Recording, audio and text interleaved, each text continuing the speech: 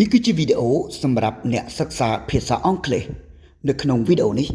ខ្ញុំសូមលើកយកចំណុចវេយ្យាករណ៍អំពី article ឬពាក្យនាំមុខនាមដូចជា earn ហើយនឹង the មកធ្វើការពន្យល់យើងប្រើប្រាស់ នៅពីមុខនាមឯកវចនៈទាំងឡាយណាដែលផ្ដើមដោយសំឡេងព្យញ្ជនៈឧទាហរណ៍ a teacher a student a doctor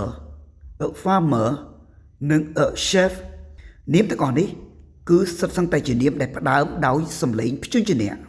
ចំណែក n ប្រើប្រាស់នៅពីមុខនាមឯកវចនៈទាំងឡាយណាដែលផ្ដើមដោយសំឡេងស្រៈឧទាហរណ៍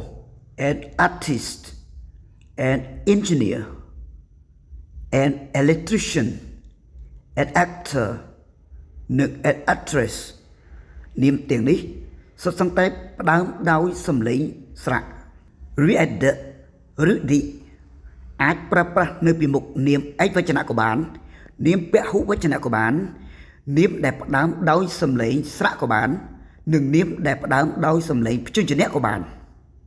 គ្រាន់តែថានាមដែលផ្ដើមដោយសំឡេងព្យញ្ជនៈយើងអានថា the ដូចជា the teacher the student the doctor the farmer និង the chef ជាដើមចំណែកនាមទាំងឡាយណាដែលផ្ដើមដោយសំឡេងស្រៈយើងអាចប្រើ the បានក៏ប៉ុន្តែយើងបដូរសំឡេង the ទៅជា the ដូចជាពាក្យថា the artist the engineer the electrician the actor និង the actress ជាដើមសូមបញ្ជាក់ថាបើទោះបីជាមាននាមមួយចំនួនផ្ដើមដោយស្រៈក៏ពិតមែនក៏ប៉ុន្តែសំឡេងគឺជាព្យញ្ជនៈយើងនៅតែប្រើដដែលដូចជាពាក្យថា university uniform និង unit ជាដើមផ្ទុយទៅវិញបើទោះបីជានាមមួយចំនួនផ្ដើមដោយព្យញ្ជនៈក៏ពិតមែនក៏ប៉ុន្តែសំឡេងផ្ដើមដោយស្រៈយើងនៅតែប្រើ n ដដែលដូចជាពាក្យថា owner និង our ជាដើមដើម្បីស្រ័យបញ្ហាថាតើនាមមួយណាផ្ដើមដោយសំឡេងស្រៈនិងនាមមួយណាផ្ដើមដោយសំឡេងព្យញ្ជនៈយើងត្រូវស្គាល់អក្ខរក្រមសំឡេងអន្តរជាតិហៅកាត់ថា IPA